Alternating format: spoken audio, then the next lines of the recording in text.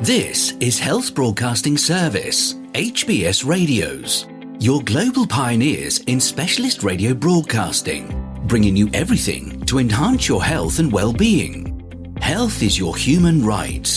HBS, your partners in everything about your health and well-being.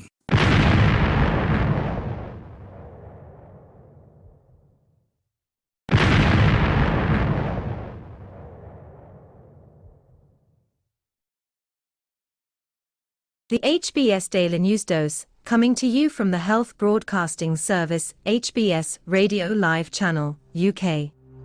New class of cancer drugs down, not out, after Roche trial setback, say the analysts. The fresh blow to Roche's hopes in a closely watched class of cancer immunotherapies cast a long shadow across the crowded field on Wednesday, but the latest setback is not the end of the road for these oncology treatments, analysts say. Roche said an interim analysis of an ongoing clinical trial showed that its experimental drug, tiragolumab, failed to meaningfully slow disease progression in newly diagnosed patients with advanced non-small cell lung cancer NSCLC in combination with its approved PD-L1 immunotherapy Tecentriq versus Tecentriq alone. The study will continue to evaluate whether the combination helps patients live longer, the gold standard for cancer treatments. The news comes after the Swiss drug maker disclosed in March tiragolumab had failed to slow progression of a rarer, more aggressive form of lung cancer. Analysts had assigned a higher likelihood of success to the NSCLC trial, since it included patients with the most common form of lung cancer with high levels of PD-L1 proteins targeted by Tecentriq. This emerging class of so-called anti-TIGIT therapies has already triggered a flurry of research and deal activity, including by Gilead Sciences, Merck & Co. and GSK. Drug makers are looking to nab a piece of the lucrative cancer market focused on a protein believed to help cancer cells thwart immune system detection. Roche shares fell almost 7% on Wednesday for its worst day since March 2020, and took shares of its rivals in the field down with it. We see this failure as bad for the sector in general, Truist Securities analyst Robin Karnauskas wrote in a note, cautioning that final trial data are still to come. Roche is expected to provide fresh data from the study next year. But she noted that for many immuno-oncology studies, much of the difference in results has been seen in overall survival benefit, rather than keeping the disease from worsening, known as progression-free survival.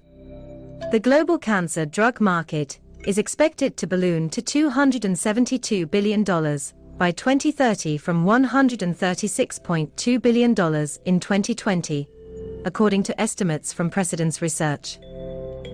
Chemotherapy and other targeted medicines are commonly used to bolster the effects of immunotherapies, such as the established PD-L1 and PD-1 checkpoint inhibitors, such as Merck's top-selling Keytruda.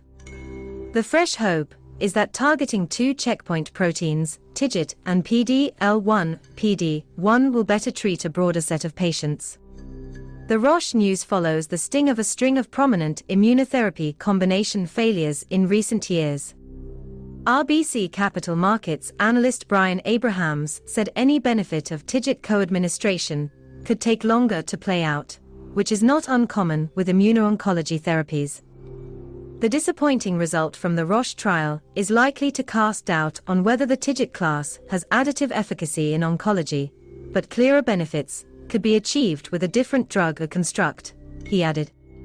The setback on Wednesday could also be linked to the way Roche designed a statistical plan for the trial, analysts cautioned, suggesting that the study still had a chance of eventually demonstrating positive results. Evercore ISI analysts put out a note on Wednesday headlined, "I do not think TIGIT failed." Feel free to connect with us on our Facebook platform, at Health Broadcast, and our website, at www.healthbroadcastingservice.com. And please remember to press the subscribe button to stay abreast of timely, vital, and authentic health news developments from around the world, delivered to you by the Health Broadcasting Service UK, on our YouTube channel. We will bring more updates as news develop. Stay safe and remain healthy. Bye for now.